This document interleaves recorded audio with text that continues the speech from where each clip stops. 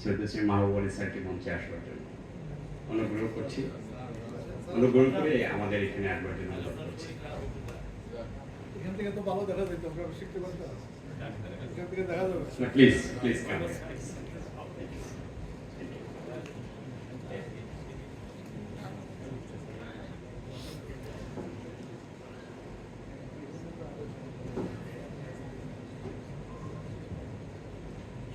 বৃষ্টি স্নাত এই বিকেলে এই সুধীজন সমাজের সামনে উপস্থিত থাকা সৌভাগ্য হয়েছে।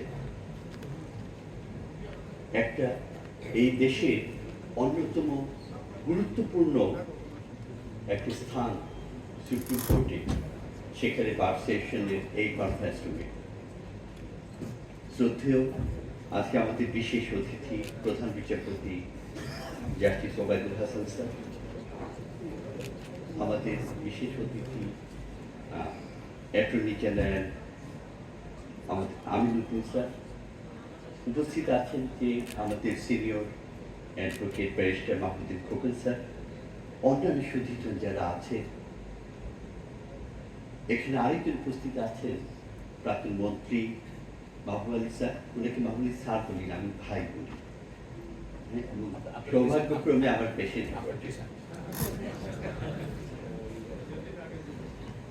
একটা খুব গুরুত্বপূর্ণ জিনিসের জন্য আমরা এখানে এসেছি। জন্মেছি যখন মরতে হয়, ঠিক আছে, তো মরাটা সময় মতো হলেই হয়, এটা আগে যেন না হয়ে যায়, আচমকা যেন না হয়, এবং বিশেষ করে প্রিমেচুর ডেথটা যেন আটকাতে পারে, সেটার জন্যই কথা। এখন এই যে মৃত্যুর যে জিনিসটা, সবচেয়ে বড় এবং কমন জিনিসটা হলো কার্ডিওভাস্কুলার ডিজিজ। কার্ডিওভাস্কুলার ডিজিজের এটা সবচেয়ে ইম্পর্টেন্ট জিনিসটা কি, আমার যদি না হয় তাহলেই ভালো, হওয়ার পরে না হয় চিকিৎসা আছে, না হতে পারলে সেটা কি বেশি ভালো না? কেন একটু মাথা ঘামাবো?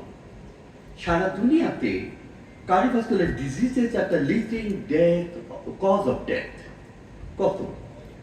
2019 স্টাডি বলছে প্রায় 18 মিলিয়ন মানুষ মারা গেছে এই কার্ডিওভাস্কুলার ডিজিজে।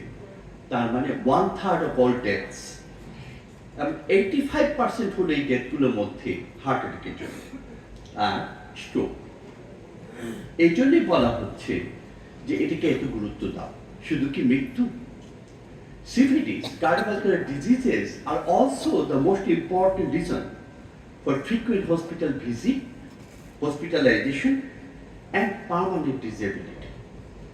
এই জন্যই আমরা গুরুত্ব দিব। এবং এটা কি, আমি যে এত বলছি যে কার্ডিওভাস্কুলার ডিজিজ, এটা একটা আমব্রেলা টার্ম। যে কোনো রোগ যেটা আমার হার্টকে এবং ভাস্কুলার সিস্টেমকে এফেক্ট করে, সেটা কার্ডিওভাস্কুলার ডিজিজ। এখন যদি আমার কিডনির আর্টারিতে ব্লক হয়ে সেখানে প্রবলেম হয়, এটাকে যেটা কার্ডিওভাস্কুলার ডিজিজ, ওটা ভাস্কুলার। স্ট্রোক যে করছে, এটা ব্রেনের ভাস্কুলার সিস্টেমকে প্রবলেম করছে, এটাও কিন্তু কার্ডিওভাস্কুলার ডিজিজ। হার্ট অ্যাটাকের কথা তো আমরা জানি। তার মানে আর কি, হাইপারটেনশন, স্ট্রোক, অ্যাওর্ট এবং আদার ভাস্কুলার প্রবলেম।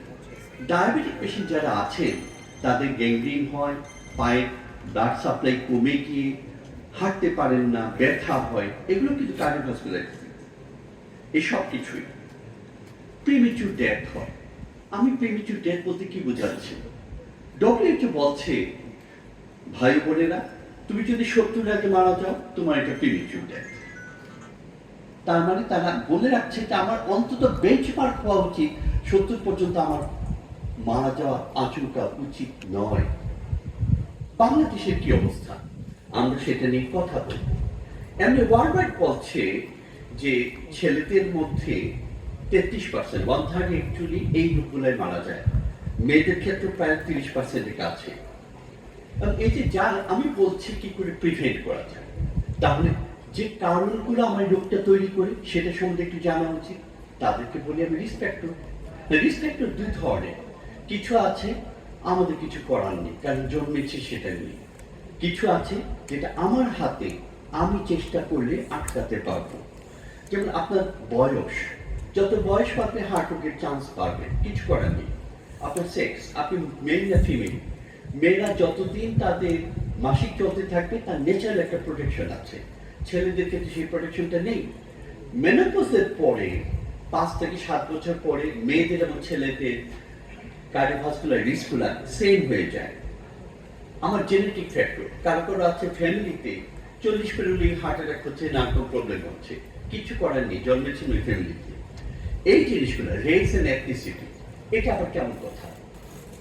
খুব অদ্ভুত ব্যাপার হলো এই সাবকন্টিনেন্টে আমাদের কার্ডিওভাস্কুলার ডিজিজ অনেক প্রিমেচুরলি হয়। কত প্রিমেচুর? ওয়ার্ল্ড ওয়াইড একটা স্টাডি করা হয়েছিল, ইন্টার হার্ট স্টাডি, 52টা দেশে, তার মধ্যে বাংলাদেশে একটা দেশ ছিল। তারা বলছে ফার্স্ট হার্ট অ্যাটাক সেটা এভারেজ বয়স কত? আপনি যদি ইউরোপে বা আমেরিকায় যান অ্যারাউন্ড 65, যদি আপনি চায়নায় যান বা জাপানে যান 75, আর এই বাংলাদেশে যদি আসি 51, 52। এই সাবকন্টিনেন্টে নেপালে সবচেয়ে পরে হয়, তাও কত করে? 55। ইন্ডিয়া, পাকিস্তান, বাংলাদেশ এদের 51-52 মধ্যে। আমাদের অবস্থা সবচেয়ে খারাপ। কাজে race and ethnicity is important. আমি যদি আজকে আমেরিকায় ইমিগ্রেন্ট হয়ে যাই, আমার রিস্ক কমে যাবে? জি না, কমে যাবে না। গ্লাসগোতে তারা বাঙালি ইমিগ্রেন্টের উপরে স্টাডি করেছে। সেকেন্ড জেনারেশনে ইমিগ্রেন্ট, তার জন্ম হয়েছে ইংল্যান্ডে, তাদের মধ্যে দেখা গেছে হার্ট অ্যাটাক হওয়াটা, হার্ট অ্যাটাকের আউটকামটা দুটোই ব্রিটিশ হোয়াইটদের তুলনায় অনেক অনেক গুণ খারাপ। চিন্তা করা যায় না কত ইম্পর্টেন্ট। কাজে এথনিসিটি আমাদের খুব ইম্পর্টেন্ট। এগুলো তো খুব খারাপ কথা বললাম, ভালো কথা কিছু শোনায়। কিছু রিসপেক্টর আছে আপনার আমার কন্ট্রোলের মধ্যে। Smoking, tobacco consumption in any way, diabetes, hypertension, cholesterol, obesity, এগুলো সবকিছু কিন্তু মডিফায়াবল রিসপেক্টর। এবং দেখেন এখানে অনেকগুলোর মধ্যে আরেকটা জিনিস দেওয়া আছে, আপনার আনহেলদি ডায়েট, এটা খুব একটা ইম্পর্টেন্ট ফ্যাক্টর। এই যে চাইনিজদের জাপানিদের হয় না, জাপানিরা কিন্তু বিফ টিপ খুব কনজাম্পশন খুব কম, তারা সি ফুড সাংঘাতিক বেশি খায়।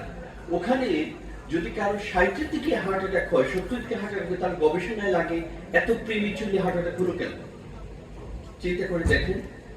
কাজে এই জিনিসগুলো আমাদের খেয়াল করতে হবে। বাংলাদেশের এই অবস্থা যেটা বলছে, আমি তো বলেছি আগেই হয়, রিস্ক ফ্যাক্টরের দিকে আমাদের অবস্থা খুব খারাপ।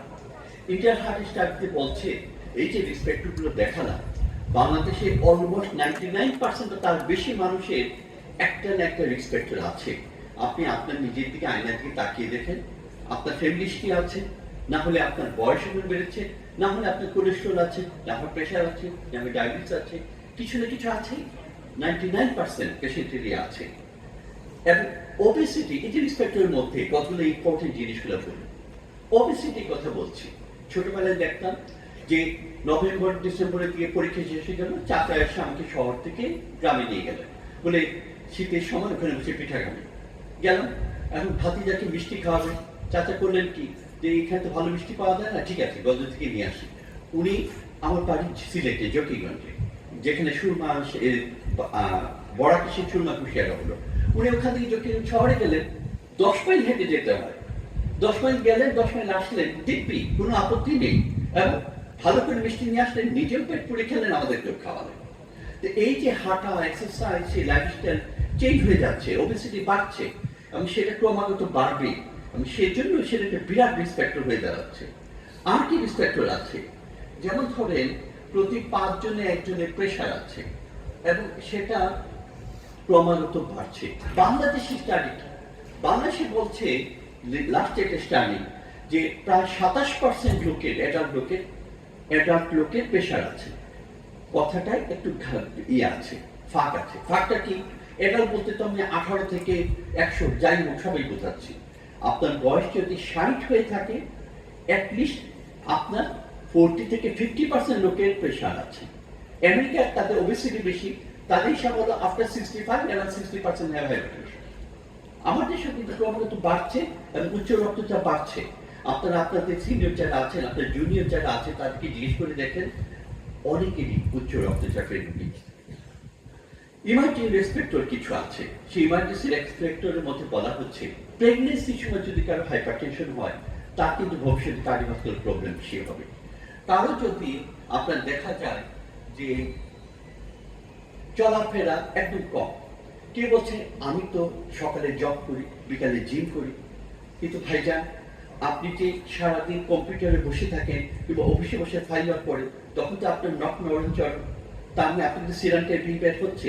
আপনি একদিকে অ্যাক্টিভ, ওদিকে টিভি বসে সন্ধ্যাবেলা গিয়ে টিভিতে বসে খেলা দেখছেন, কি আপনি সিরিয়াল দেখছেন, আপনি তো ক্রমাগত বসে আছেন। এই সিডেন্টারি বিহেভিয়ারটাকে ডব্লিউএইচও বলছে লাস্ট স্টাডিতে 4 নম্বর important risk factor for developing future cardiovascular disease. তার মানে আমি যখন মোবাইলে কথা বলবো, আমি যদি হেঁটে হেঁটে কথা বলি, দেখতে বিচ্ছিরি লাগে কিন্তু খুব উপকার করে।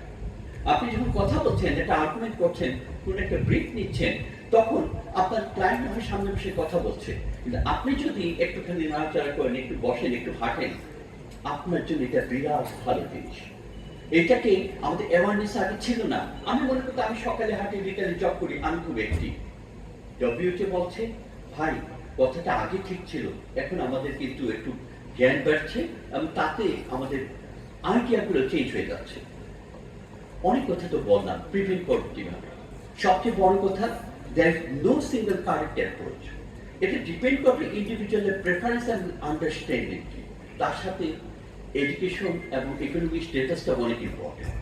এখন যে নিম্নবিত্ত মানুষ সেটা এমনিতেই হাঁটে, যিনি উচ্চবিত্ত মানুষ বা আপনাদের যারা আছেন, লিফট দিয়ে নামলেন, গাড়িতে উঠলেন, লিফট দিয়ে গিয়ে চেম্বারে গেলেন, বসে থাকলেন, আপনার কিন্তু এই 11 নম্বর বাসে অথবা চড়া হচ্ছে না, তার মানে হাঁটা হচ্ছে না। এই জায়গাটায় আপনি কি করে চেঞ্জ আনতে পারেন, সেটা আপনাকে চেঞ্জ আনতে হবে। আরেকটা জিনিস কি, দিস পারসেপশন। পারসেপশনটা কি? পাত্তা দেন। Patients do not think this, they feel this. সে যখন মনে করে আমার বিপদ হতে পারে, তখনই সে কেয়ারফুল হয়। সে কিন্তু ইন্টেলেকচুয়াল চিন্তা করে না, এটা কতদিন পরে আমার কি হতে পারে। এই জায়গাটা আমাদের খেয়াল করা উচিত। কি করা উচিত? We should optimise lifestyle, not medicine.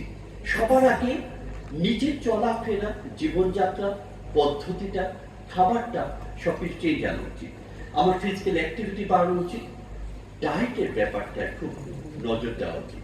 আমাদের প্রধান বিচারপতির সাথে কয়েকদিন আগে একটু সৌভাগ্য হয়েছিল কথা বলার। উনি কিছু চমৎকার একটু ভোজন রসিক মানুষ, আমি যেটা মনে করি উনি খাওয়াতে খুব পছন্দ করে। আমি কিন্তু ওয়েট করছি স্যারের সেই ফেমাস কোনো একটা ডিনারে হয়তো আমি হয়তো কোনো দাওয়াত পাবো, তখন দেখবো স্যারের সেই সুনামটা কেমন। কিন্তু স্যার এখানে কিন্তু খুব ইম্পর্টেন্ট জিনিস, আপনার কিন্তু বয়স হয়েছে, আপনাকে আমরা সুস্থ দেখতে চাই, ভালো দেখতে চাই অনেক দিন ধরে। কাজে আপনার নিউট্রিশন এন্ড ডায়েটে আপনাকে খেয়াল করতে হবে। স্মোকিং এন্ড টবাকো সিডেশন, এটা খুব ইম্পর্টেন্ট। আমাদের দেশে কি অবস্থা, 40% অ্যারাউন্ড স্মোকিং করে, কিন্তু একটা বড় জিনিস ভুলে যায়, এই যে তামাক খাচ্ছে, জর্দা খাচ্ছে, বিশেষ করে আমাদের মা বোনেরা, এটা কিন্তু সাংঘাতিক একটা ইম্পর্টেন্ট ফ্যাক্টর। এটা আমাদেরকে খেয়াল করা উচিত। Cholesterol control, sugar control, diabetes control বা প্রেশার কন্ট্রোল সবাই জানে, কোনটা আমরা খেয়াল করি না? Mental health care. আপনি স্ট্রেসের মধ্যে আছেন, আপনার হার্ট অ্যাটাক হওয়ার সম্ভাবনা অনেক বেড়ে গেছে। এই জিনিসটা আমরা যখন ভুলে যাই যে এই ব্রেনটা কিন্তু পুরো বডির সমস্ত ফাংশনগুলোকে কন্ট্রোল করে, আপনার ইমোশনগুলোর সাথে আপনার এন্ডোক্রাইন সিস্টেম, হরমোন সিস্টেমগুলো অনেক বেশি জড়িত। প্রত্যেকটা জিনিস প্রত্যেকটার সাথে জড়িত। স্ট্রেস সেখানে ভীষণ রকম প্রবলেম তৈরি করতে পারে। কাজে এই মেন্টাল হেলথ কেয়ার ব্যাপারে আমাদের করা উচিত, যত্ন দেওয়া উচিত। সবই বুঝলাম, আমি ট্রিটমেন্টে শুরু করলাম। মুশকিল কি, এগুলো তো ক্রনিক রোগ। এই প্রেশার বলেন, ডায়াবেটিস বলেন, কোলেস্ট্রল বলেন, ক্রনিক রোগ। তার মানে আপনার ওষুধটা খেতে হবে অলমোস্ট লাইফ লং। ড্রাগ অ্যাডহেরেন্সটা খুব ইম্পর্টেন্ট ফ্যাক্টর, যেটা আমরা মিস করি। হাইপারটেনশন ক্ষেত্রে এই স্টাডি হলো বাংলাদেশে এমনি এভারেজ স্টাডি, অর্ধেক লোক জানেই না তার প্রেশার আছে। যারা জানে তার মাত্র অর্ধেক ট্রিটমেন্ট করে, যারা ট্রিটমেন্ট করে তার মাত্র অর্ধেকের প্রেশার কন্ট্রোল থাকে। ওয়ার্ল্ড হিসেব হলো 21% প্রেশার কন্ট্রোল। বাংলাদেশে একটা স্টাডি করেছে, তারা বলছে ভাই 14.5% লোকের প্রেশার কন্ট্রোল, বাকিদের কন্ট্রোল নেই, অথবা জানেই না, অথবা ট্রিটমেন্ট করে না। বলে কেন করবো, আমার কোনো সিমটম নাই, করবো কেন? Cardiac rehabilitation and prevention programme বলে আমাদের কোনো ধারণা নেই। রোগটা না হতে দিতে পারলে ভালো হয়। এনভায়রনমেন্টাল, এয়ার পলিউশন কিংবা ক্লাইমেট চেঞ্জের নিয়ে আমাদের কোনো ধারণা নেই। বাংলাদেশ 173টা কান্ট্রির মধ্যে 168তম এয়ার পলিউশনের দিক থেকে, সবচেয়ে খারাপদের মধ্যে একটা। এই এয়ার পলিউশন যে আপনার আমার কার্ডিওভাস্কুলার ডিজিজ কি পরিমাণ বাড়াচ্ছে, রিস্ক তৈরি করছে, আমি ভাবছি আমি খুব হেলদি লাইফস্টাইল, ওই জায়গাটায় কাজ না করলে আপনি, আমি, আপনার বাচ্চাটা, আপনার ওয়াইফ কেউ ভালো থাকবে না। ফিজিক্যাল অ্যাক্টিভিটি যে কোনো বয়সে, যে কোনো সময়, যে কোনো সেক্সে এটা কাজ করে। কি করে? এটা আপনার মরবিডিটি কমায়, মানে অসুস্থ হওয়াটা কমায়, মর্টালিটি কমায়, ডেথ রেটও কমায়। এবং সিডেন্টারি টাইম আমি বারবার যেটা জোর দিচ্ছিলাম, সেটা যত কমাতে পারবেন তত ভালো। যে কোনো ধরনের অ্যাক্টিভিটি, যারা বাগানে কাজ করেন সেটাও কিন্তু একটা physical activity, mental peace and physical activity দুটোই হয়, আপনার কিন্তু উপকার করে। হাঁটা, খেলাধুলা করা, সুইমিং করা, সব কিছুই। কতটুকু করতে হবে? বলা হচ্ছে 150 থেকে 300 মিনিট ঘাম ছড়ানো এক্সারসাইজ যদি করতে পারেন পুরো সপ্তাহে মাত্র 300 মিনিট, 5 ঘন্টা, না পারলে তার অর্ধেক 150 মিনিট এনাফ, তাহলে উপকার হবে। যারা একেবারেই হাঁটেন না, তারা যদি 15 মিনিটও হাঁটেন, দেখা যাচ্ছে তার সিগনিফিকেন্ট উপকার হয়। তবে একটা জিনিস যে আজকে আমি শুনলাম, খুব উদ্ভূত হয়ে গেলাম, কালকে কি 1 ঘন্টা হাঁটা শুরু করলাম, প্লিজ করবেন না। রইয়ে রইয়ে, সইয়ে সইয়ে করতে হবে সবকিছুই, বিশেষ করে যারা একেবারেই চলাফেরা করেন না, আস্তে আস্তে বাড়াবেন। হেলদি ডায়েট সবাই তো বুঝি, যে হেলদি ডায়েট মানেটা কি? আমার তো চর্বি, মানে লেট্রিও পেয়, চর্বি সবকিছু না হলে ভালো লাগে না, 7 রকম ব্যঞ্জন, 8 ব্যঞ্জন না হলে ভালো লাগে না। বলা হচ্ছে মেডিটেরিয়ান টাইপ ডায়েট, সেটা মানে কি? হোল গ্রেন প্রোডাক্ট, প্রচুর ভেজিটেবলস এবং ফল। আমরা ভেজিটেবলটা খাই, প্রবলেমটা কোথায় করি? আমরা ভেজিটেবলটা বেশি আঁচে রান্না করি, তাতে ভেজিটেবল কোয়ালিটি কমে যায়। আরেকটা যেটা হয় যে আপনার কাটার পরে ধোয়, কাটার পরে ধুলে পরে কিন্তু ভেজিটেবলের যে ভিটামিনগুলো সেগুলো কিন্তু চলে যায়। আপনি ধুয়ে তারপরে একবারে কাটেন, আর তখন আর পানি দিয়ে ওটা ধুবেন না, তাহলে ভালো হয়। এবং হালকা আঁচে রান্না, যেটা সবুজ সবুজ করলা খাওয়া কিংবা আপনার ঢেঁড়স খাওয়া খুব ভালো জিনিস, হালকা আঁচে রান্না করি। এই স্টাইলটা আমরা বললে ভালো হয়। আপনি দুধ খান, কোনো আপত্তি নেই, খালি শর্টটা উঠিয়ে নিয়ে হলো। শর্ট খাবে বাচ্চারা, আপনি খাবেন ঘন দুধ। আপনি ফিশ খান ইচ্ছে মতো। মিঠা পানির মাছ, ফ্যাট, আপনার যে ফ্যাটটা আছে সেটা নিউট্রাল, আপনার ক্ষতি করবে না।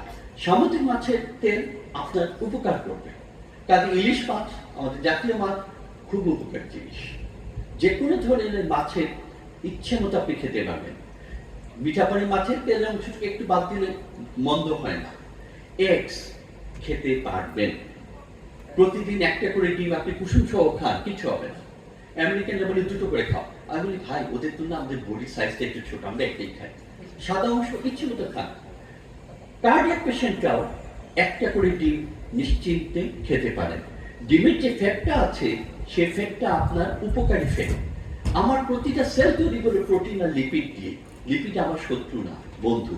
কিন্তু সেই বন্ধুকে অ্যাবিউজ করলে সে আমার শত্রু হয়ে দাঁড়ায়। এবং সবচেয়ে বড় জিনিস যেটা, যে আপনি খাবারের মধ্যে লবণটা কমান, র সুগারটা কমান। এই 2টা জিনিস কমানোর পরে কিন্তু অনেক উপকার হয়।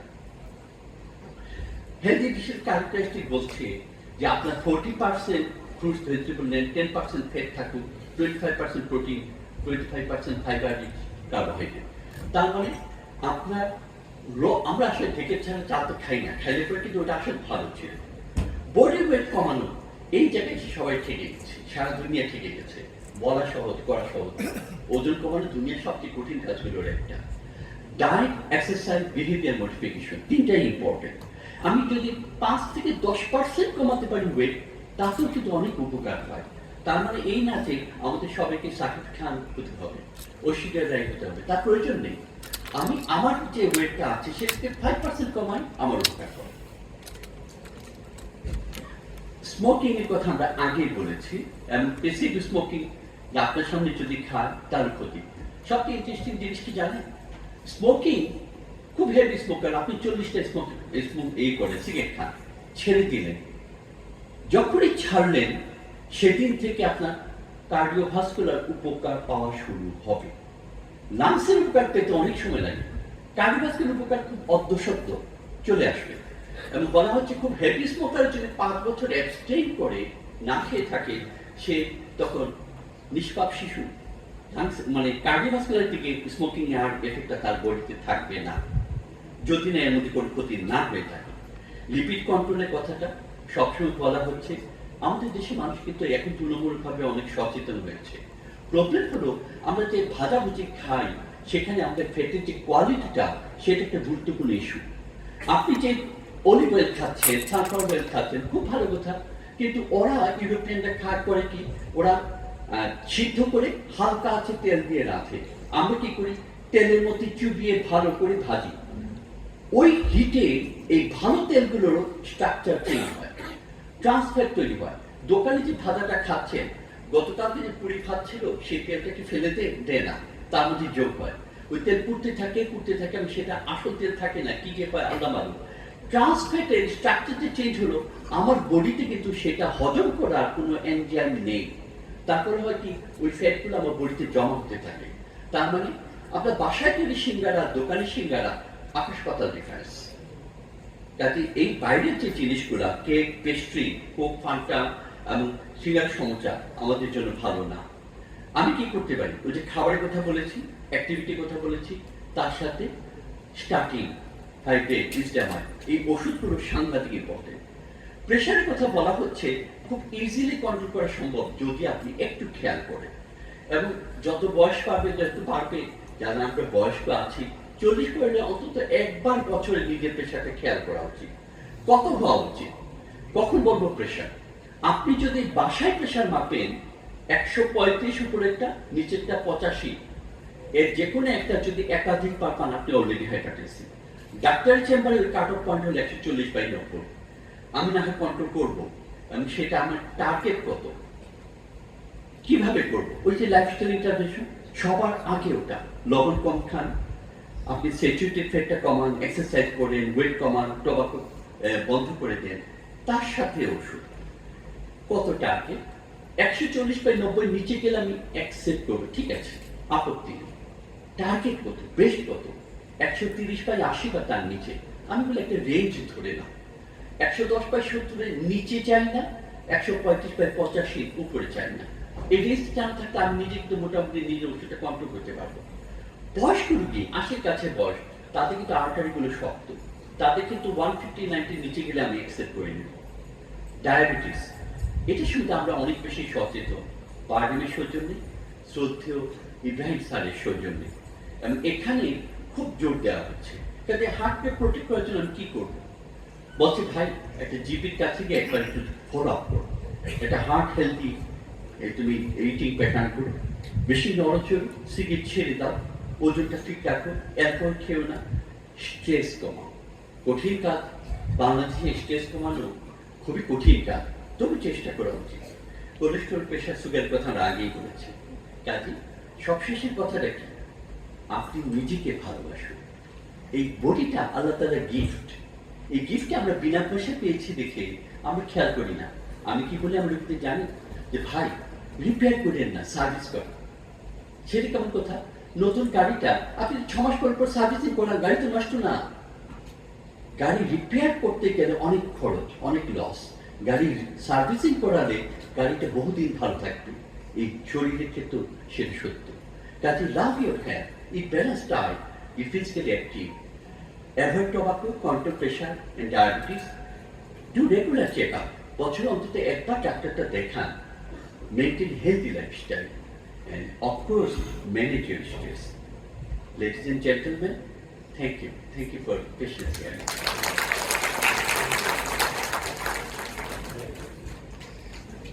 ধন্যবাদ প্রফেসর